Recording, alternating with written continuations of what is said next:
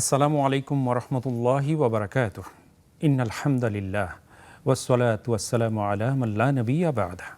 সুপ্রিয় দর্শক, অনেক অনেক প্রীতি, শুভেচ্ছা আর ভালোবাসা আপনাদের প্রত্যেকের জন্যে। স্বাগত জানাচ্ছি আপনাদের সকলের প্রিয় আয়োজন নেক্সাস টেলিভিশনের প্রাত্যহিক নিবেদন ইসলামী জীবন বিধানের আজকের সরাসরি সম্প্রচারিত এই মোবারক আয়োজনে। প্রিয় দর্শক, প্রতিদিনের মতো আজও আমাদের সাথে একজন বিজ্ঞ ইসলামিক স্কলার রয়েছেন। তার মাধ্যমে আমরা জানব এবং আপনাদেরকে জানানোর চেষ্টা করব। আর আমরা জানি যে প্রতিদিনই আমরা একটি গুরুত্বপূর্ণ সমসাময়িক প্রসঙ্গ নিয়ে প্রথমত কথা বলি। আজকেও তার ব্যর্থ হচ্ছে না। আর আপনাদের জন্যই যেহেতু অনুষ্ঠান, আপনারা দুটো মাধ্যমে আমাদের সাথে সংযুক্ত হতে পারছেন। সরাসরি স্ক্রিনে প্রদর্শিত নাম্বারে ডায়াল করে, এবং যারা অনলাইনে আমাদেরকে উপভোগ করছেন, আমরা জানি যে আমাদের এই আয়োজনটি নেক্সাস টেলিভিশনের পাশাপাশি নেক্সাস টেলিভিশন ইসলামিক এই ফেসবুক পেজ থেকেও সরাসরি সম্প্রচারিত হচ্ছে, আলহামদুলিল্লাহ। যারা অনলাইনে দেখছেন, আপনারা ফোন করার পাশাপাশি আমাদের মন্তব্যের ঘরে যে কোনো কথা কিংবা জিজ্ঞাসা সংক্ষিপ্ত আকারে লিখলে সেখান থেকেও আমরা নেওয়ার চেষ্টা করব, ইনশাআল্লাহ বিইজনিল্লাহ। এবার আজকের মুআজ্জাজ মেহমানের সাথে পরিচিত হওয়ার পালা। উপস্থিত আছেন আমাদের সকলের প্রিয় মানুষ, বিশিষ্ট ইসলামী চিন্তাবিদ, শিক্ষাবিদ, গবেষক, বরেণ্য আলেম দ্বীন এবং খতিব হাজী মফিজুর রহমান ট্রাস্ট, কেন্দ্রীয় জামে মসজিদ, মোহাম্মদপুর, ঢাকা, ফদিলাতুশ শাইখ গাজী মোহাম্মদ সানাউল্লাহ রহমানী হাফিজাহুল্লাহ। আসসালামু আলাইকুম ওয়া রাহমাতুল্লাহি ওয়া বারাকাতুহু।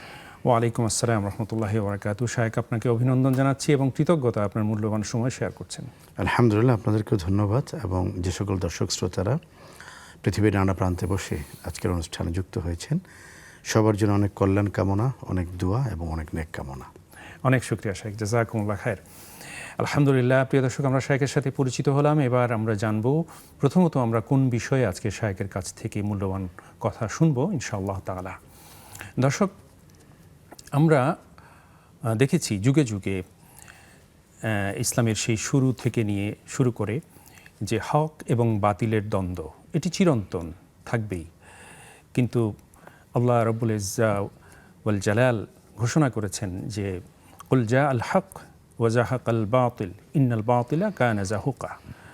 বলুন, সত্য এসেছে এবং মিথ্যা পরাভূত হয়েছে, আর মিথ্যা তো পরাভূত হওয়ারই ছিল।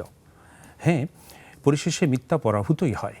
তবে আমাদের জন্য পরীক্ষা, আমরা এই মিথ্যার বেসাতি বয়ে বেড়ালাম কিনা, কিংবা এর প্রত্যুত্তরে আমরা কি ভূমিকা পালন করলাম, এটা আল্লাহ রাব্বুল ইজ্জাত আমাদেরকে পরীক্ষা করবেন, দেখবেন যে আমরা কি করি। আমরা ইদানিংকালে দেখতে পাচ্ছি যে আলহামদুলিল্লাহ আমাদের দেশে একটি নতুন রাঙা প্রভাত আমরা পেয়েছি, নতুন সূর্যোদয় হয়েছে আমাদের দেশে। আমরা যেটাকে বলছি নতুন স্বাধীনতা, ছাত্র এবং জনতার যে বিদ্রোহ, যে বিপ্লব ঘটেছে, যে অভ্যুত্থানের মাধ্যমে আমরা নতুন সকাল, সোনালী সকালের আমরা দেখা পেয়েছি। আবার দেখতে পাচ্ছি যে কিছু কিছু ক্ষেত্রে বিশেষত দেখা যাচ্ছে ইদানিংকালে যে ইসলাম বিদ্বেষীদের একটা তৎপরতা, এটা সবসময়ই ছিল এবং ইদানিংকালে দেখা যাচ্ছে খুবই ভয়াবহ আকার ধারণ করেছে। আমরা তাই ক্যাপশনটি এভাবে করেছি, অনেকটা হয়তো অনেকে বলবেন যে এটা অনেকটা রাজনৈতিক বক্তব্যের মতো, কিন্তু এটা আসলে বাস্তবতা যে ইসলাম বিদ্বেষীদের ছোবলে বাংলাদেশ। এটা অনেকটা রাজনৈতিক কথার মতো মনে হলেও এটা আসলে বাস্তবতা। তো এই বাস্তবতায় দাঁড়িয়ে আমরা শাইখের কাছ থেকে আজকে একটু শুনব যে কেন, এর পেছনে কারণটা কি, কেন ইসলামের এই শাশ্বত সুন্দর জীবন বিধানকে আমরা অবজ্ঞা করছি, এটার পেছনের কারণটা কি। আমরা শাইখের কাছে যাই এবং এই কারণ এবং সেখান থেকে আসলে আমরা উত্তরণ কিভাবে ঘটাবো নিজেদেরকে, আমরা সত্য সুন্দরের জয়গান কিভাবে গাইব এবং সেই পথে আমরা কিভাবে হাঁটবো, আমাদের দুনিয়া এবং আখিরাতকে রাঙাবো, সাজাবো, সাফল্যমণ্ডিত করব। চলুন শাইখের কাছে যাই। শাইখ, আলহামদুলিল্লাহ আমরা শুনলাম অনেকটা, আমি যেটা বলছিলাম যে দর্শকদেরকে, যে রাজনৈতিক কথার মতো, কিন্তু এটা বাস্তবতা। ইসলাম বিদ্বেষীদের ছোবলে বাংলাদেশ, আমাদের প্রিয় মাতৃভূমি। আলহামদুলিল্লাহি রাব্বিল আলামিন ওয়াসসালাতু ওয়াসসালামু আলা রাসূলিল আমিন ওয়া আলা আলিহি ওয়া আসহাবিহি আজমাইন। আপনাকে ধন্যবাদ। যে বিষয়গুলো নিয়ে আমাদের কথা বলা উচিত, যে বিষয়গুলি আমাদের মুসলিম উম্মার জন্য গুরুত্বপূর্ণ, মুসলিম ফ্যামিলির জন্য গুরুত্বপূর্ণ, আমার জন্য, আপনার জন্য এবং যারা শুনছেন তাদের জন্য। প্রথম বিষয়টা হলো, আসলে কি এটা রাজনৈতিক কোনো বিষয়? আমি তো মনে করছি না। আমি মনে করছি আমি যদি মুসলিম হয়ে থাকি তাহলে এটা আমার বিষয়। অবশ্যই। আমি যদি মনে করে থাকি যে আমি আমার সন্তানকে দ্বীনের উপর রাখবো, আমি আমার সন্তানকে নৈতিকতার উপরে রাখবো, আমি আমার সন্তানকে আদর্শের উপরে রাখবো, আমি আমার সন্তানকে ইনসাফের উপরে রাখবো, আমি আমার সন্তানকে ইজ্জত সম্মান মর্যাদার উপরে রাখবো, তাহলে আমার জন্য ইসলাম দরকার, নীতি নৈতিকতার দরকার। আর যদি আমি মনে করি যে না, আমার সন্তান হারিয়ে যাবে, আমার সন্তান বেলাল্লাপনার ভিড়ে সে চলে যাবে, ডুবে যাবে, তাহলে হয়তো বিষয়টা আমার জন্য নয়। আমি আপনাকে একটু নিয়ে যেতে চাই আজ থেকে ১৫০০ বছর আগে। হযরত ওমর তখন খলিফা, তিনি যাচ্ছেন ফিলিস্তিন বিজয় করতে। যাওয়ার পথে জোভিয়া নামক স্থানে তিনি বিশ্রাম নিলেন। তো তার পরনে একটি জামা ছিল, যেই জামাতে কেউ বলেছেন ১৬টি তালি ছিল, এর মধ্যে 2টো তালি চামড়ার। তো তিনি দীর্ঘ পথের কারণে জামাটি ময়লা হয়ে গেল। তো তিনি জামাটিকে ধুয়ে শুকাতে দিলেন। তো যেহেতু জামা শুকাতে দিয়েছেন, কিছু একটা গায়ে দিতে হয়। আরেকজন এসে ওনাকে একটা চাদর দিল যে এটি আপনি গায়ে দিয়ে থাকুন। সেই চাদরটা খুব মূল্যবান ছিল এবং খুব সুন্দর ছিল। একজন এসে বলল, জামিলুল মুমিনিন, আপনি যে চাদরটা পরে আছেন, আপনাকে এটা খুব ভালো লাগছে, এটাই থাকুক না আপনার গায়ে। কারণ আপনি যাচ্ছেন ইহুদিদের সাথে, সেখানে আপনার দ্বিপাক্ষিক বৈঠক হবে, সেখানে আপনার আলোচনা হবে, সেখানে আপনি মুসলিম রাষ্ট্রের প্রধান হিসেবে আপনি সেখানে যাচ্ছেন, একটু সাজসজ্জা, একটু গর্জিয়াসনেস, এটা তো আপনার প্রয়োজন। হযরত ওমর রাদিয়াল্লাহু তাআলা আনহুর এই চিত্রটি আমরা যদি একটু চিন্তা করি, তিনি অর্ধ জাহানের বাদশা, যিনি দীপ্তকণ্ঠে ঘোষণা করেছিলেন যে আমি তো মদিনায় থাকি, সুদূর ইরাকের ফোরাত নদীর তীরেও যদি একটি বকরি সে না খেয়ে মারা যায়, কাল কিয়ামতের ময়দানে আমাকে এটার জন্য আল্লাহ তাআলা জিজ্ঞাসা করবেন। সেই মানুষটা তিনি একটি জামা গায়ে আছেন, সেই জামাটা শুকাতে দিয়েছেন, আর কোনো জামা নাই। আজকে আমরা ইসলামকে দেখি পশ্চিমাদের চোখে, এটা হলো আমাদের সবচেয়ে বড় সমস্যা। আমাদেরকে দেখানো হয় যে দেখেন ভারতের কুতুব মিনার, এটা মুসলমানদের কীর্তি, কি বলে আপনার তাজমহল, এটা মুসলমানদের কীর্তি। এটা আসলে মুসলমানদের কীর্তির বড় কথা নয়। বড় কথা হলো যে মুসলমানরা যে সমাজে বাস করবে, যেখানে ইসলাম প্রতিষ্ঠা করবে, সেখানে ইনসাফ প্রতিষ্ঠা হবে, আদর্শ প্রতিষ্ঠা হবে, নীতি নৈতিকতা প্রতিষ্ঠা হবে, এবং সমাজের সর্বস্তরের মানুষের মধ্যে মানবিকতা, মনুষ্যত্ব প্রতিষ্ঠা হবে।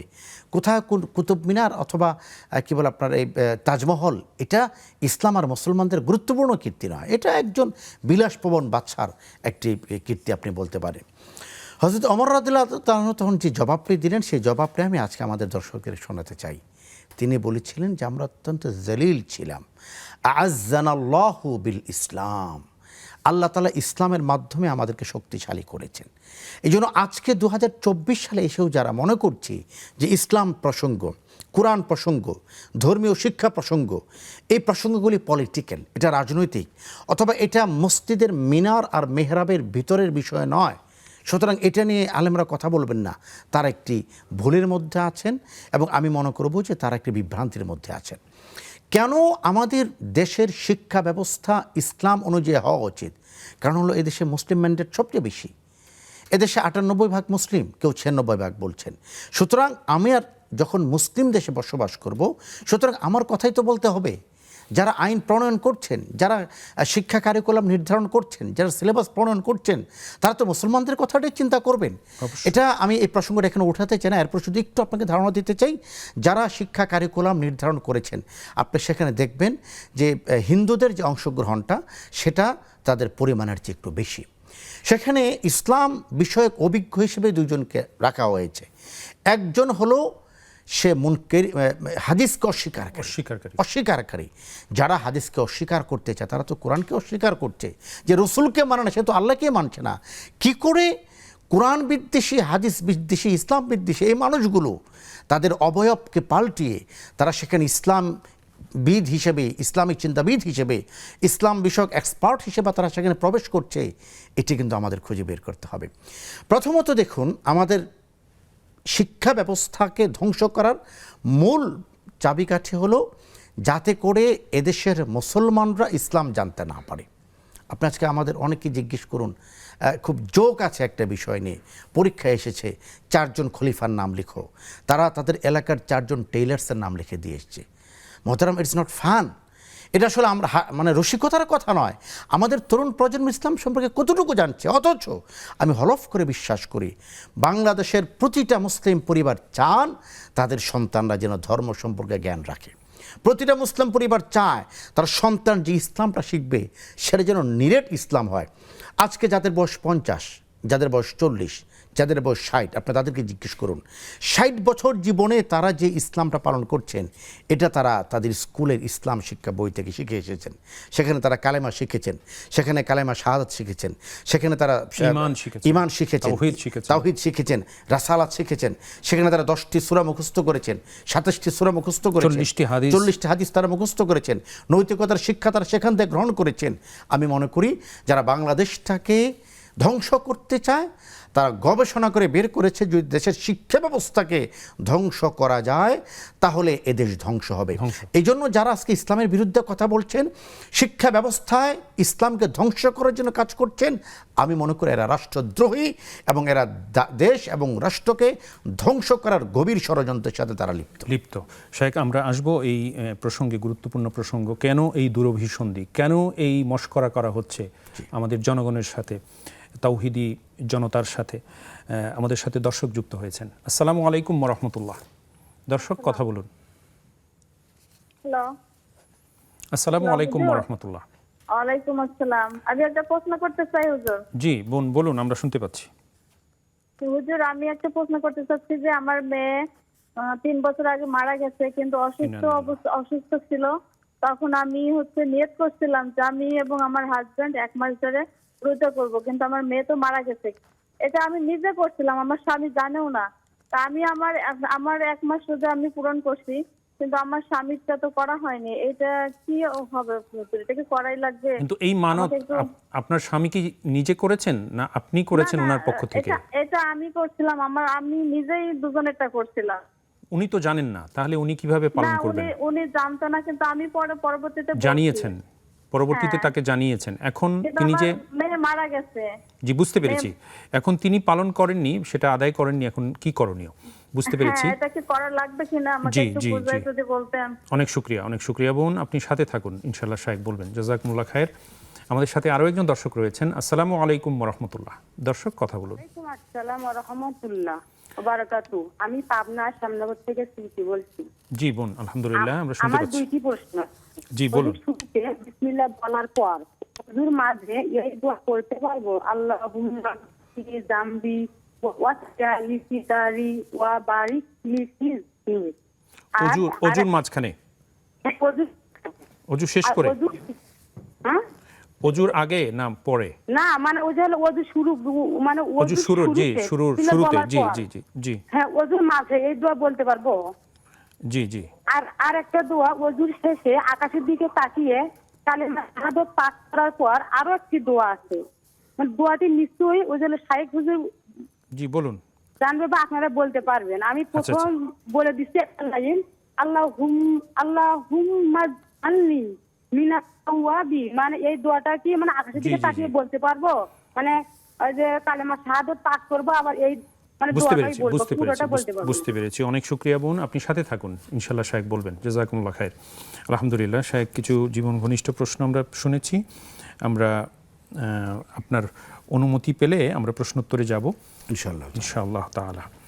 আমাদের প্রথম বোন যিনি প্রথম প্রশ্ন করলেন, একটি প্রশ্ন যে ওনার মেয়ে 3 বছর আগে ইন্তেকাল করেছেন, অসুস্থ ছিলেন। অসুস্থতার সময় তিনি মানত করেছিলেন যে 1 মাস টানা রোজা রাখবেন এবং তিনি এবং তার স্বামী দুজন মিলে রাখবেন। তখন তিনি একাই সেই মানত করেছিলেন, তার স্বামী জানতেন না। পরবর্তীতে তিনি তার স্বামীকে জানিয়েছেন এবং তিনি তার ওয়াদাটা, তার মানতটা পূরণ করেছেন, কিন্তু স্বামী এখনো রাখেননি। এই ক্ষেত্রে কি করণীয়? আমার বোন, প্রথম বিষয় হলো যে আল্লাহ রাব্বুল আলামিন আপনার মেয়েকে জান্নাতুল ফেরদৌস নসিব করুন। অসুস্থ ছিলেন, কিতাবের মধ্যে যেটি আসছে যে অসুস্থতার কারণে, অসুস্থ অবস্থায় যারা মৃত্যুবরণ করে আল্লাহ তাআলা তাদেরকে শাহাদাতের মর্যাদা নসিব করেন, আল্লাহুম্মা আমিন। দ্বিতীয় বিষয় হলো যে আপনার শোক সপ্ত সন্তান হারানোর বেদনায় আপনাদের জীবন লীন হয়ে আছে। আল্লাহ তাআলা আপনাদের কষ্টের নীল আকাশকে রহমতের মাধ্যমে তিনি আলোকিত করে দিন, সেই দোয়া করছি। 3 নম্বর বিষয় হলো যে আপনি নিয়ত করেছিলেন যে আল্লাহ তাআলা যদি আপনার মেয়েকে সুস্থ করে দেন তাহলে আপনি 1 মাস নফল রোজা পালন করবেন। তো আসলে মেয়ে তো সুস্থ হয়নি এবং সে আল্লাহর কাছে চলে গিয়েছে। এখন আপনি মান্যতটি পালন করা আবশ্যক নয়, ওয়াজিব নয়, যেহেতু বিষয়টা হয়নি। আমরা বলি যে এটা কাজটা যদি হয় তাহলে আমি এই রোজা রাখবো। তো কাজটা যদি কোনো কারণে না হয় তাহলে সেই ওয়াজিবটা, সেই মান্যতটা পূরণ করা, এটা আর ওয়াজিব থাকে না। আর দ্বিতীয় বিষয়টি হলো যে আপনি আপনার পক্ষ থেকে মান্যত করবেন, আরেকজনের পক্ষ থেকে মান্যত করা এটা শরীয়তে বৈধ নয়, সঠিক নয়। আপনার স্বামী করবেন কি করবেন না এটা তো তার বিষয়, আর রোজা তো এটা তো ব্যক্তিকে পালন করতে হয়। তো যাই হোক, এখন যেহেতু আল্লাহ তাআলা তার বান্দিকে নিয়ে গিয়েছেন, আপনার মেয়েকে আল্লাহ তাআলা নিয়ে গিয়েছেন, এখন আর রোজাটা আপনার স্বামীর জন্য এটি পালন করা ওয়াজিব নয়। আল্লাহ তাআলা আমাদের সর্বাবস্থায় আল্লাহর প্রতি তাওয়াক্কুল অটুট রাখার এবং ধৈর্য ধরার তৌফিক দান করুন। আল্লাহুম্মা আমিন। অনেক শুকরিয়া শেখ, জাযাকুমুল্লাহ খায়ের। আবারও আপনার কাছে ফিরবো ছোট্ট বিরতি পেরিয়ে ইনশাআল্লাহ। দর্শক, এবার যাচ্ছি ছোট্ট বিরতিতে, ফিরছি অল্পক্ষণের মধ্যেই, সাথেই থাকুন।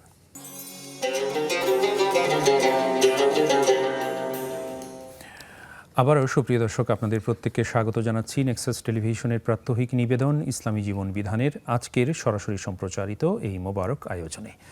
আমাদের সাথে রয়েছেন ফদিলাতুল শায়েখ গাজী মোহাম্মদ সানাউল্লাহ রহমানী হাফিজাহুল্লাহ। আমরা শায়েখকে আবারও মোবারকবাদ জানাচ্ছি।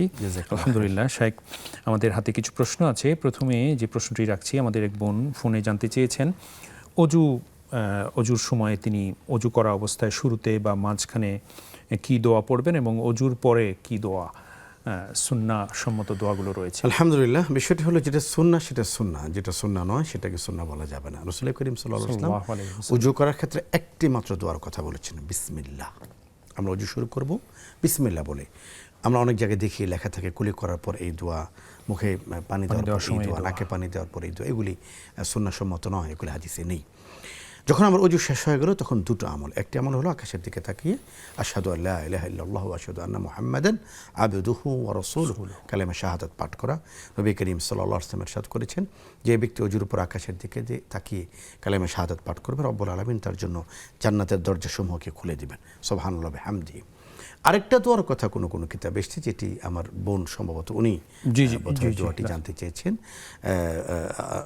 আল্লাহুম্মা জাআলনা মিনাত তাওয়াবিন ওয়া জাআলনি মিনাল মুতাতাহহিরিন ওয়া জাআলনি মিন ইবাদিকা সালিহিন ওয়া জাআলনি মিনাল্লাযিনা লা খাউফুন আলাইহিম ওয়া লা হুম ইয়াহজানুন। আল্লাহুম্মা জাআলনি মিনাত তাওয়াবিন, আল্লাহ আমাদেরকে আপনি তওবাকারীদের মধ্যে অন্তর্ভুক্ত করুন। ওয়া জাআলনি মিনাল মুতাতাহহিরিন, এবং পবিত্রতা অর্জন করতে চায় যারা পবিত্র হৃদয়ের মানুষ যারা, আপনি তাদের মধ্যে আমাদেরকে অন্তর্ভুক্ত করুন।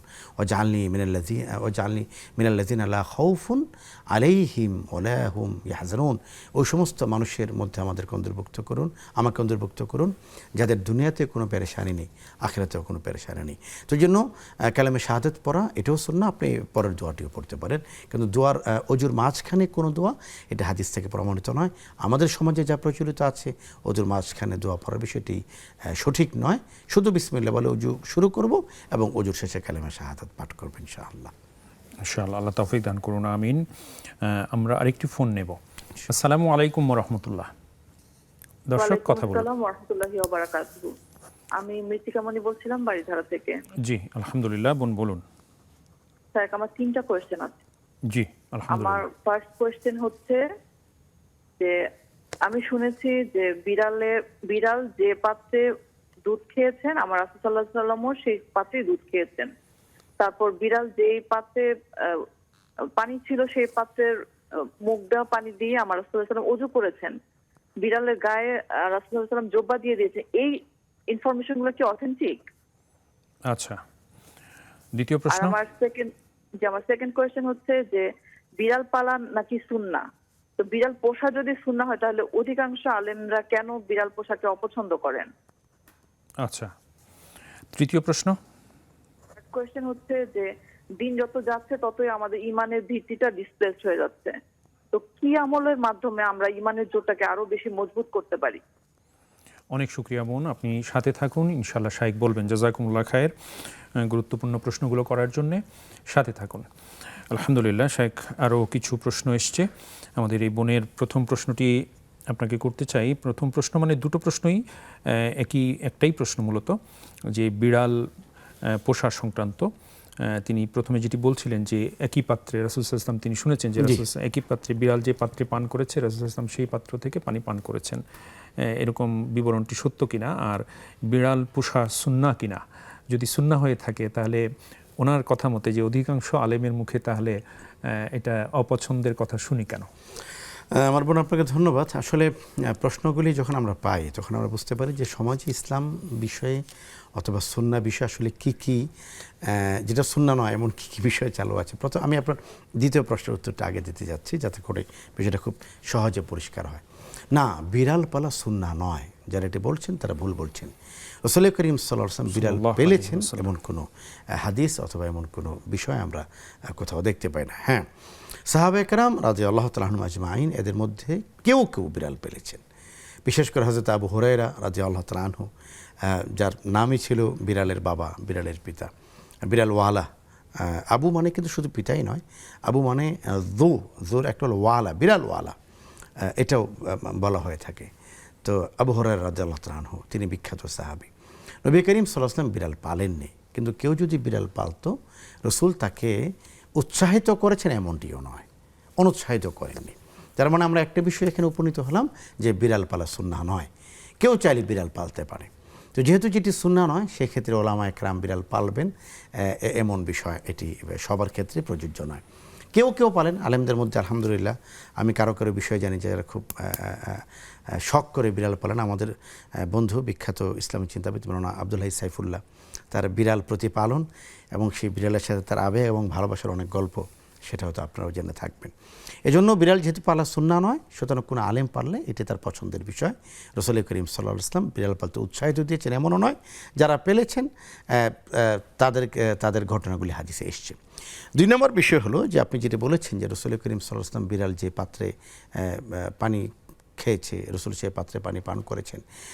কোনো ধরনের কারণ ছাড়া বিড়াল যে পাত্রে মুখ দিয়েছে, এই পাত্র অন্য পাত্র যদি থাকে তাহলে সেই পাত্রে না খাওয়া ভালো। নবীজির জীবনাচার আমরা যদি দেখি, নবীজির ঘরে কিন্তু অনেক ধরনের পাত্র থাকতো না, 1-2টা পাত্রই হয়তো থাকতো। হাদিসের আলোকে রাসূলের বেডরুম, ডাইনিং রুম অথবা ড্রয়িং রুম যাই বলি না কেন, পুরোটার একটা চিত্র আমাদের সামনে আছে। রিয়াজুল জান্নার পাশে আমাদের আয়েশা সিদ্দিকা রাদিয়াল্লাহু তাআলা আনহার যে ঘরটি, যেটি নবীজির রওজা, এখন নবীজির কবর যেখানে, এখানে আমরা দেখি যে একটা ঘরের 2টো অংশ। একটা অংশে নবীজি বসতেন, কারো কারোর সাথে কথা বলতেন। এই অংশটার গেটটার নাম হলো ওস্তনায় সারির অথবা ওস্তনায় আলী।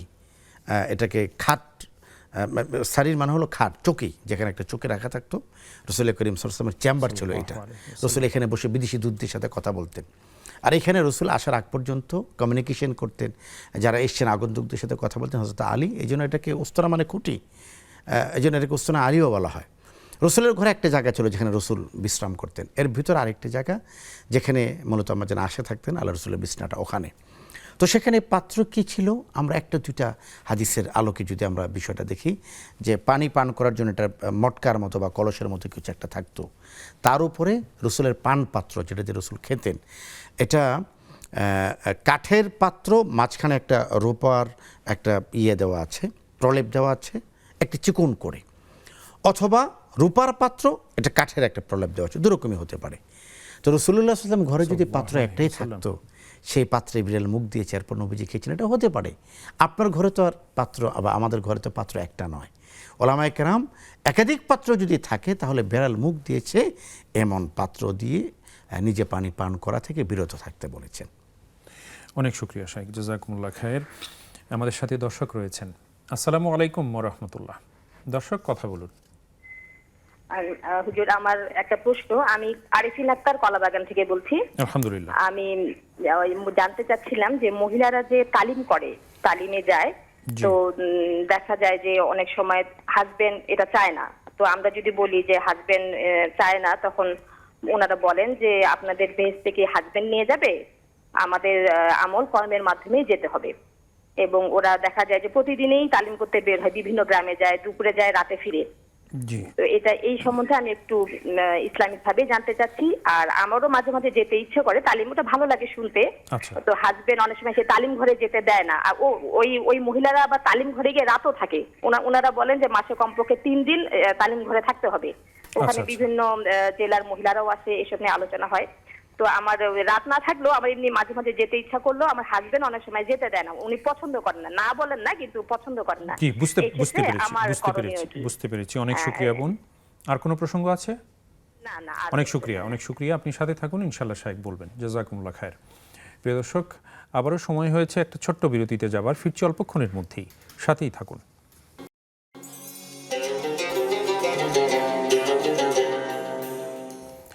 সুপ্রিয় দর্শক, আবারও আপনাদের প্রত্যেককে স্বাগত জানাচ্ছি আপনাদের সকলের প্রিয় আয়োজন নেক্সাস টেলিভিশনের প্রাত্যহিক নিবেদন ইসলামী জীবন বিধানের আজকের সরাসরি সম্প্রচারিত আয়োজনে।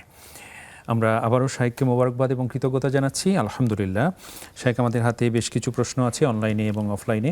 আমরা যে বোনের প্রশ্নের উত্তর দিচ্ছিলাম বিরতির পূর্বে, ওনার তৃতীয় আরেকটি প্রসঙ্গ ছিল যে দিন দিন আমাদের ইমানের লেভেল এত খারাপ হয়ে যাচ্ছে, ভঙ্গুর হয়ে যাচ্ছে, এ থেকে উত্তরণের উপায় কি, ইমানকে কিভাবে আমরা মজবুত করব। এই যে আমাদের আজকের যে বিষয়টি, যে ইসলাম যে একটা ছোবলের মধ্যে আছে, ইসলাম বিদ্বেষীরা সব দিক থেকে ছোবল হানার চেষ্টা করছেন, এবং আমরা আমাদের ইমানের তেজোদ্দীপ্ততা দিয়ে, ইমানি চেতনা দিয়ে সেগুলোকে আমরা মোকাবেলা করতে পারছি না, এবং আমরা সব দিক থেকে কেমন জানি আমরা একটু নিস্তেজ হয়ে যাচ্ছি, এবং যেভাবে কথা বলা উচিত ছিল, যেভাবে এটা প্রতিবাদ হওয়া উচিত ছিল, সেভাবে কেন জানি আমরা নড়ে চড়ে বসতে পারছি না।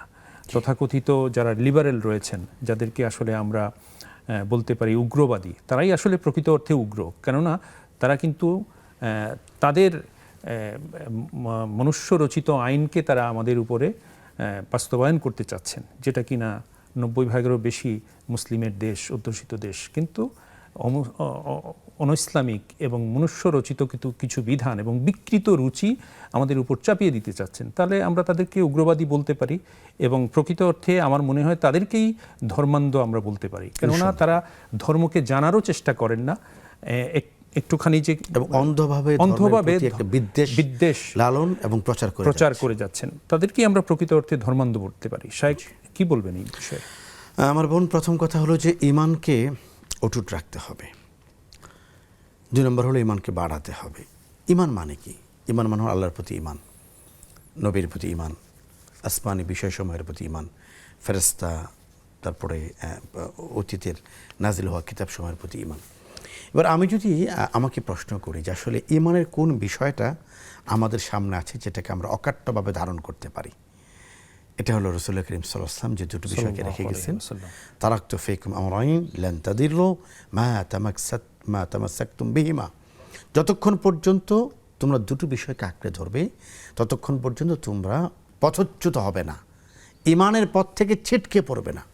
আজকে যে প্রসঙ্গটা এসছে, এই যে শিক্ষা ব্যবস্থা সমূলে ধ্বংস করার চক্রান্ত চলছে, শিক্ষা ব্যবস্থাকে ধর্ম থেকে হাজারো মাইল দূরে নিয়ে যাওয়ার চেষ্টা করা হচ্ছে, আমাদের সন্তানদেরকে ধর্ম থেকে দূরে রাখার অপচেষ্টা করা হচ্ছে।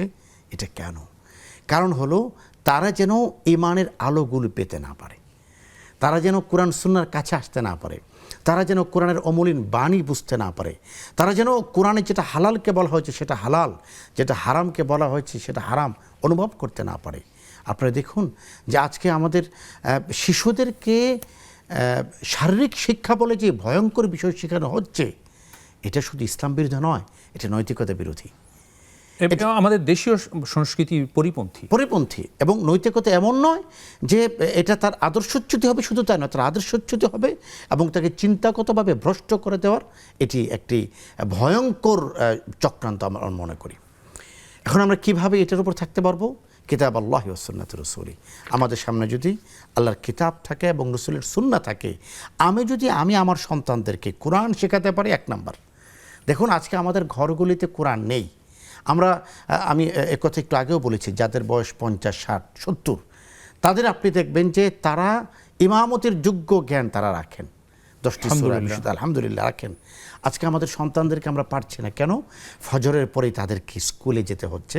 অথচ একটা সময় ছিল আমাদের বাংলাদেশের 56,000 বর্গ মাইলে 56,000 মক্তব সজাগ ছিল, সতেজ ছিল। মক্তব শিক্ষা ব্যবস্থাকে ধ্বংস করে দেওয়া হয়েছে। এ কারণে এখন মুস্তাহিদ মক্তবগুলি নেই, সেখানে সন্তানরা দিন শিখতে পারছে না। সে কোচিংয়ের মার পেঁচে পড়ে সে তো তার জেনারেল শিক্ষায় কমপ্লিট করতে পারছে না, সে তার দিন শিখবে কখন? অথচ আমাদের উচিত ছিল মুসলিম পরিবারের প্রতিটি সন্তানকে আগে দিন শেখানো, আগে ঈমান শেখানো, আগে ইসলাম শেখানো, তার সাথে সাথে সে জাগতিক বিষয়গুলোকে শিখবে। আল্লাহ রাব্বুল আলামিন কোরআনে একটি আয়াত বলেছেন, যে আয়াতটি আপনার প্রশ্নের উত্তরের সাথে সরাসরি সম্পৃক্ত। আল্লাহ বলছেন তাদের সামনে যখন কোরআনকে তেলাওয়াত করা হয়, যাদাতহুম ঈমানা, তাদের ঈমান বৃদ্ধি পায়। তার মানে হলো কোরআন পড়লে ঈমান বৃদ্ধি পায়, কোরআন শুনলে ঈমান বৃদ্ধি পায়, কোরআন পড়ালে ঈমান বৃদ্ধি পায়, কোরআন বিষয়ক আমল করলে ঈমান বৃদ্ধি পায়, কোরআনের আলোচনাগুলো হলে ঈমান বৃদ্ধি পায়, কোরআনমুখী গল্প হলে ঈমান বৃদ্ধি পায়। আমরা তো শেখাচ্ছি ইশপের গল্প, আমরা তো শিখাচ্ছি ঠাকুরমার ঝুলি, আমরা তো শিখাচ্ছি হাট্টিমা টিম টিম, আমরা শেখাচ্ছি সমস্ত ভ্রান্ত কাল্পনিক বিষয়গুলো, আমরা সায়েন্স ফিকশনের নামে সব মিথ্যা গল্প তাদেরকে শেখাচ্ছি। কেন? আমাদের সামনে কি হযরত হাসান হোসেনের গল্প নেই? নবীজি সাল্লাল্লাহু আলাইহি ওয়াসাল্লাম তিনি শিশুদের সাথে কত চমৎকার আচরণ করতেন। ইয়া উমাইর মা ফাআলা নুগাইর, একজন বাচ্চার সাথে নবীজি কত শিশুসুলভ আচরণ করতেন, মাথায় হাত বুলিয়ে দিতেন, কেমন আছো, তোমার পাখিটা কেমন আছে? এই গল্প কি আমরা বাচ্চাদেরকে করি? আমরা কি এটা মানুষকে জানাই যে রসুল তার দৌহিত্রদের সাথে কেমন আচরণ করতেন? রসুল খুতবা দিচ্ছেন, লাল জামা পরে হাসান হুসাইন আসছেন, হাঁটছেন পরে যাচ্ছেন, হাঁটছেন পরে যাচ্ছেন, নবীজি খুতবা দিচ্ছেন। রসুল্লাহ সাল্লাল্লাহু আলাইহি ওয়াসাল্লাম তার খুতবা থামিয়ে দিলেন, তিনি মিম্বর থেকে নেমে গেলেন, নেমে গিয়ে তিনি তার দুজন দৌহিত্র হাসান এবং হুসেনকে কোলে তুলে নিলেন। আমরা তো এই গল্পগুলি জানি না, অথবা আমরা আমাদের সন্তানদের সামনে গল্পগুলো করি না। তাহলে আমাদের সন্তানদের অন্তরে ঈমানের বীজ কিভাবে রূপিত হবে? আমি একজনকে জিজ্ঞেস করছি, are you now our prophet name? দেশের বাইরে থাকে, আমেরিকা থাকে একটা ছেলে, মুসলিম পরিবারের সন্তান। সে প্রফেট কাকে বলে সে জানে না। সে নীল আর্মস্ট্রংয়ের নাম জানে, সে আইনস্টাইনের নাম জানে।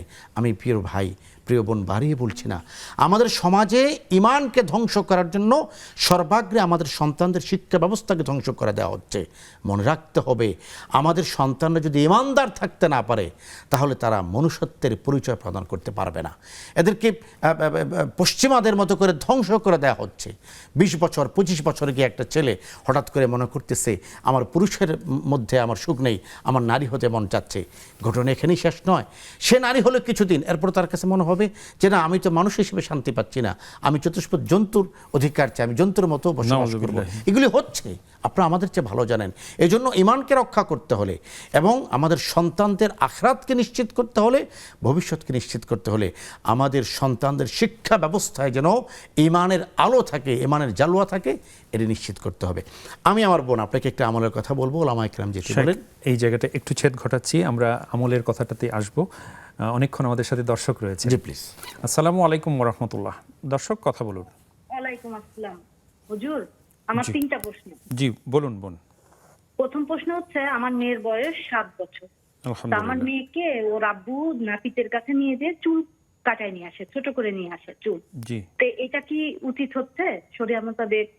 আমার মেয়ে এটা। আচ্ছা, জি এটা একটু বলবেন। বুঝতে পেরেছি। আর আমার দ্বিতীয় প্রশ্ন হচ্ছে, হুজুর এই যে কিছুক্ষণ আগে হুজুর বললেন যে ওয়াশরুমে যে আমরা ওযু করি, আমাদের তো ফ্ল্যাট বাসা, জি তো ওয়াশরুমে ওযু করার পরে আমি যে কালিমা শাহাদাতটা কোথায় করব? এটা তো বাথরুমের ওয়াশরুমের ভিতরে পড়া যাবে না, এটাকে আমি বারান্দায় যে আকাশের দিকে বুঝতে তাকিয়ে পেরেছি, পড়বো? বুঝতে পেরেছি বোন। জি জি জি আর 3 নাম্বার কোশ্চেন হচ্ছে যে আমার কিছু ফিক্সড টাকায় মানে ইসলামী শরিয়া মোতাবেক ব্যাংকে রাখা আছে।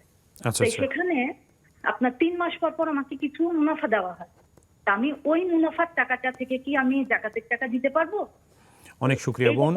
আপনি এই ব্যাপারে একটু এই জি, ইসলামী বুঝতে ব্যাংক পেরেছি। মানে শরিয়া মোতাবেক এই বুঝতে ব্যাপারে পেরেছি। একটু সাহেব যদি কিছু বলতেন। অনেক শুকরিয়া, অনেক শুকরিয়া। আপনি সাথে থাকুন, ইনশাআল্লাহ শায়েখ বলবেন। জাযাকুমুল্লাহ খায়ের। আমাদের সাথে আরো একজন দর্শক রয়েছেন। আসসালামু আলাইকুম ওয়া রাহমাতুল্লাহ। দর্শক কথা বলুন। ওয়ালাইকুম আসসালাম। হুজুর ভালো আছেন? আলহামদুলিল্লাহ মুহতারাম, শুনতে পাচ্ছি আমরা, আপনি বলুন। জি হুজুর, আমি প্রথমেই দুঃখের সাথে বলছি, আপনার কাছে আগে হয়তো বলছি যে আমার স্ত্রী এই চলতি মাসের ইংরেজি 18 তারিখে মারা গেছে। দোয়া পার। ইন্না লিল্লাহি ওয়া ইন্না ইলাইহি রাজিউন। আল্লাহুম্মা নাওয়ির মারকাদা ওয়াজআলিল জান্নাতা। হুজুর আমি প্রথমে একটা জিনিস জানতে চাই, আসলে জানাটাই আমার আগেই জানা উচিত ছিল, আমি ওটা জানি না। কুল্লু নাফসিন যায়কাতুল মউত, জানি যে দুইটি সূরার আছে কত নম্বর আয়াতে, 2 সূরার কত নম্বর আয়াত আছে, এটা জানাবেন একটু দয়া করে। আর 2 নম্বর প্রশ্ন হুজুর, এই যে আমার স্ত্রী আমাকে একা রেখে সে চলে গেল, কিংবা আমি থাকতে সে চলে যাচ্ছে, এই ধরনের কোনো মানে এর মধ্যে কোনো ভালো লক্ষণ বা খারাপ লক্ষণ পাওয়া যাচ্ছে না, যেমন আমাকে রেখে সে চলে গেল। হুজুর এটাও তো হতে পারতো যে সেই বেঁচে থাকতো, আমি মরে যেতে। জি, বুঝতে পেরেছি। 3 নম্বর প্রশ্ন হুজুর, যে আমার স্ত্রী মা হিসেবে, স্ত্রী হিসেবে সফল, খুবই সফল, প্রতিবেশী বিধান মেহমানদার হিসেবেও সফল। আলহামদুলিল্লাহ, তো আলহামদুলিল্লাহ। অসুস্থতার কারণে মাঝে মাঝে নামাজি এলোমেলো হয়ে যেত। তাই এই বিষয়ে একটু কথা বলবেন। অনেক শুকরিয়া ভাই, আপনি সাথে থাকুন, ইনশাআল্লাহ শায়েক বলবেন। জাযাকুমুল্লাহ খায়ের। আলহামদুলিল্লাহ। শায়েক, আমরা আরো কিছু জীবন ঘনিষ্ঠ প্রশ্ন পেয়েছি। একটি আমল বলতে চেয়েছিলাম। আমরা আমলের কথাটাতে আসি শায়েক। জি, আমার বোন, আমি আপনাকে একটি আমল, এই আমল আমার জন্য, সকলের জন্য, একজন ওলামায়ে কেরামের আমল এটি, যে প্রতিদিন এই ফিতনার জামানায়, আসলে আমাদের এই ফিতনার জামানায় সবচেয়ে বেশি খেয়ানত হয় চোখের মাধ্যমে, এবং সবচেয়ে বেশি গুনাহ হয় চোখের মাধ্যমে, আর হলো মোবাইলের মাধ্যমে। ওলামায়ে কেরাম বলেন, কোনো ব্যক্তি যদি প্রতিদিন কিছু সময় মাসহাফ কোরআন শরীফ হাতে নিয়ে পড়েন, তার ঈমান বৃদ্ধি পাবে। সুবহানাল্লাহ। এবং এটিও বলছেন যে যে ব্যক্তির সকালটা শুরু হবে কোরআন দিয়ে এবং কোরআনের দিকে তাকানো দিয়ে, আমরা অনেকে আলহামদুলিল্লাহ ফজরের পর সূরা ইয়াসিন তেলাওয়াত করি, আলহামদুলিল্লাহ, মাগরিবের পর সূরা ওয়াকিয়া তেলাওয়াত করি, আলহামদুলিল্লাহ যারা করছেন। অনেকে আছেন যারা পড়ে কিন্তু কোরআন শরীফ হাতে নেন মাসের পর মাস রেখে দিয়ে রমজানের জন্য, এটা অনুচিত। ওলামায়ে কেরাম বলছেন প্রতিদিন কিছু সময় মাসহাফ অথবা কোরআন শরীফ যে সূরাটা আপনি পারেন, হতে পারে সেটা আপনি একটু পড়লেন, তাকিয়ে পড়লেন, দুটো কাজ হবে। 1 নম্বর কাজ হলো ঈমান বৃদ্ধি পাবে, 2 নম্বর কাজ হলো ফিতনা থেকে বেঁচে থাকবেন, 3 নম্বর বিষয় হলো যে চোখের গুনাহ থেকে আল্লাহ তাআলা আপনাকে বাঁচার তৌফিক দান করবেন। কারণ সকালে আপনি যখন কোরআনটা পড়ছেন, তখন আপনার চোখ কোরআনের মাধ্যমে সুবাসিত হচ্ছে, আলোকিত হচ্ছে, জ্যোতির্ময় হচ্ছে, পবিত্র হচ্ছে। সুতরাং সকালে ইনজেকশন নিলে আপনি যদি সারাদিন সুস্থ থাকেন, রাতে একটা ওষুধ খেলে যদি আপনি সারা রাত প্রশান্তির সাথে ঘুমান, সকালে একটু কোরআনের ওষুধ নিলে, কোরআনের ভালোবাসা নিলে, সারাদিন আপনাকে কোরআন গুণামুক্ত থাকার তৌফিক দেবে। আমলটি পরীক্ষিত ইনশাআল্লাহ তাআলা। আল্লাহ তৌফিক দান করুন, আমিন। শায়েক, আবারও ফিরবো ছোট্ট বিরতি বেরিয়ে ইনশাআল্লাহ। দর্শক, আবারও যাচ্ছি ছোট্ট বিরতিতে, সাথেই থাকুন।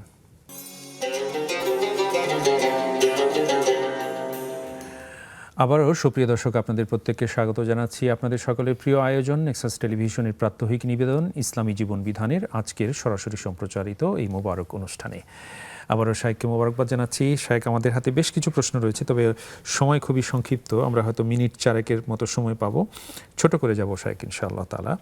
আমাদের এক বোন জানতে চেয়েছেন যে মহিলাদের যে তালিম হয়, তো এরকম ওনার পাশে হয় এবং ওনারা বিভিন্ন গ্রামেও যান এবং সেখানে তারা বলেন যে সেখানে থাকতেও হবে, মাসে 1-2 দিন সেখানে অবস্থান করতে হবে তালিম ঘরে, তা না হলে সেটা পরিপূর্ণ হবে না, এবং তার স্বামী কিন্তু সেটা পছন্দ করেন না। এই কথা শোনার পরে তারা বলেছেন যে আপনাকে তো আপনার স্বামী জান্নাতে নিয়ে যেতে পারবে না, তালিমে অংশ নিতে হবে। এই বিষয়টি সম্পর্কে বলুন। নারীদের তালিম ঘর এটি সম্পূর্ণ শরিয়া বিবর্জিত একটি বিষয়, এটাকে শরিয়া সমর্থন করে না। একজন নারী তখনই মসজিদে যেতে পারবেন, হজ করতে যেতে পারবেন, উমরা করতে যেতে পারবেন, আল্লাহর ঘরে যেতে পারবেন, যখন তার সাথে তার স্বামী অথবা ভাই থাকবে, মাহরাম থাকবে। স্বামীর অনুমতি ছাড়া একজন নারী হজও করতে পারবেন না। যদি বিষয়টা এমন হয়, তাহলে নারীর তালিম এটিকে হজের চেয়ে গুরুত্বপূর্ণ? নিঃসন্দেহে না। নবীজির সময় নারীর তালিমের পদ্ধতি কী ছিল? নারীরা যেতেন পর্দার আড়াল থেকে রসুলের কাছ থেকে মাসলা জেনে চলে আসতেন। আল্লাহ রসুলের ইন্তেকালের পর আম্মা জান আয়েশা সিদ্দিকা রাদিয়াল্লাহু তাআলা আনহা, তার কাছে নারীরা মাসলা জানতে চেতেন। এখন আপনি যেটি বলছেন, এটি যদি হয়ে থাকে, এটি ইসলামের ব্যাপারে একটি সম্পূর্ণ বিভ্রান্তি, এর জন্য বিভ্রান্তির কোনো সুযোগ নেই। রসুল করিম সাল্লাল্লাহু আলাইহি ওয়াসাল্লামের ইন্তেকালের পরে আল্লাহ রসুলের স্ত্রীগণ উম্মাহাতুল মুমিনিন, তাদেরকে জিজ্ঞেস করা হয়েছে, আলা তাহজ্জিন, আপনারা কি আর হজে যাবেন না? অর্থাৎ আমিরিন, আপনারা কি উমরা করবেন না? তারা বলেছেন, হাজজতু ওয়া তা'আমারতু মা নবী সাল্লাল্লাহু আলাইহি ওয়াসাল্লাম, যে আমরা তো বিদায় হজের সময় আল্লাহ রাসূলের সাথে হজ করেছি, সুতরাং আমরা আর আল্লাহর ঘরে যাচ্ছি না কেন? নবীজি পৃথিবীতে নেই। ওয়াকরনা ফি বুয়ুতিকুন্না, আল্লাহ তাআলা বলছেন, হে নারীরা তোমরা ঘরে থাকো। এই আয়াতের উপর তারা এমনটা আমল করেছেন যে সে ঘর থেকে আম্মা জানদের লাশ বের হয়েছে, এর আগে আর তারা কোথাও বের হননি।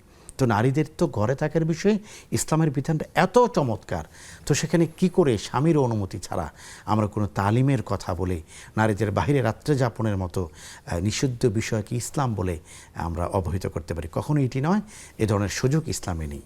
অনেক শুকরিয়া শেখ, জাযাকুমুল্লাহ খায়ের। অনলাইন থেকে একটি প্রশ্ন নিচ্ছি। তাহরিমা জাকি আমাদের এই বোন লিখেছেন যে কাউকে যদি কেউ মানসিক টর্চার করে, মানসিকভাবে তাকে বিপর্যস্ত করে অসুস্থ করে ফেলেন, তাহলে ওই ব্যক্তির কি শাস্তি হতে পারে? শাস্তি ভয়ঙ্কর। আয-যুলমু যুলুমাতু ইয়াওমাল কিয়ামা। পৃথিবীর যে কোনো জুলুম, যে কোনো অন্যায়, নির্যাতন, নিষ্পেষণ, শারীরিক, মানসিক অথবা চিন্তাগত অথবা পেরেশানিগত, সবগুলির হিসাব কাল কিয়ামতের ময়দানে দিতে হবে। আয-যুলমু যুলুমাতু ইয়াওমাল কিয়ামা। কিয়ামতের দিন তার এই জুলুমগুলি তার জন্য বজ্রপাতের মতো মহা জুলুম হিসেবে তাকে শাস্তি প্রদান করবে কাল কিয়ামতের ময়দানে। নাউযুবিল্লাহি মিন যালিক। আল্লাহ হেফাজত করুন। আমাদের এক বোন 3টি প্রসঙ্গ রেখেছেন। ওনার মেয়ের বয়স 7, ওনার স্বামীকে দিয়ে, স্বামীর সাথে তার মেয়ে নাপিতের কাছে যে চুল কাটিয়ে নিয়ে আসেন, এতে কোনো সমস্যা আছে কিনা? আমার বোন, আজকের সেরা প্রশ্ন যদি 5টি হয়ে থাকে, আমি মনে করি আপনার এই প্রশ্ন একটি। দেখুন, লক্ষ্য করুন, একটি হলো মুবাহ, জায়েজ, আরেকটি হলো তাকওয়া। আমি একজন দিনদার ভাইকে দেখেছি, তার মেয়ের বয়স 1 বছর। আমরা গিয়েছি তার বাসায়। তিনি বাচ্চাকে কোনো পুরুষের কুলে দেননি, কারণ তিনি বলেছেন 1 বছর হোক, এটাও তো মেয়ে, 20 বছর হলো তো মেয়ে। এটা হলো তাকওয়ার লেভেল। 7 বছরের মেয়ের জন্য পর্দা করা আবশ্যক নয়, কিন্তু নাপিতের দোকানে না যাওয়া অথবা পুরুষদেরকে দিয়ে এই বাচ্চাটার চুল না কাটানো, এটা হলো তাকওয়ার লেভেল। মেয়ে ঘরে কাটবে, অথবা এখন অনেক জায়গায় নারীদের বিউটি পার্লার আছে যেখানে নারীরা চুল কাটেন, ওইসব জায়গায় যাওয়া যেতে পারে। পুরুষদের থেকে ছোট্ট 7 বছর শিশুকেও দূরে রাখা, এটা তাকওয়া। আল্লাহ তাআলার উপর আমল করার তৌফিক আমাদের সবাইকে দান করুন। আল্লাহুম্মা আমিন। অজুর দোয়া পড়ার জন্য বাথরুমে যেখানে অ্যাটাচড বাথ এবং যেখানে টয়লেট রয়েছে, সেখানে অজু সেরে সেখানেই অজুর দোয়া পড়বেন নাকি বাইরে এসে পড়বেন? এটা গুরুত্বপূর্ণ প্রশ্ন। আসলে খুব সহজ সমাধান হলো যে আমি যেখানে অজু করছি, এটা তো বেসিনের মধ্যে আমি অজু করছি, দোয়াটা আমি দরজার বাইরে এসে করব। আকাশের দিকে তাকানো মানে হলো আকাশ সরাসরি দেখতে পেতে হবে এমনটি আসলে আবশ্যক নয়। আপনি বাথরুম থেকে বের হয়েছেন, ঘর আছে, বারান্দায় যেতে হবে, এটিও আবশ্যক না। আপনি যেখানে আছেন উপরের দিকে তাকালে তো আকাশই আছে, ছাদের উপরে তো আকাশই আছে। এই জন্য আপনার দরজা থেকে বের হয়ে এরপর আপনি দোয়া পড়বেন, আশহাদু আল্লা ইলাহা ইল্লাল্লাহ। অনেক শুকরিয়া শেখ, জাযাকুমুল্লাহ খায়ের। আজকে আর আমরা এগুতে পারছি না, আপনাকে আবারও অশেষ মোবারকবাদ এবং কৃতজ্ঞতা জানাচ্ছি। কৃতজ্ঞতা আপনাকেও। শুধু একটি কথা বলবো, দর্শক, ঈমানকে রক্ষা করতে হলে আমাদের শিক্ষা ব্যবস্থাকে রক্ষা করতে হবে। আর শিক্ষা ব্যবস্থাকে রক্ষা করতে হলে ধর্মভিত্তিক শিক্ষা ব্যবস্থা আবশ্যক।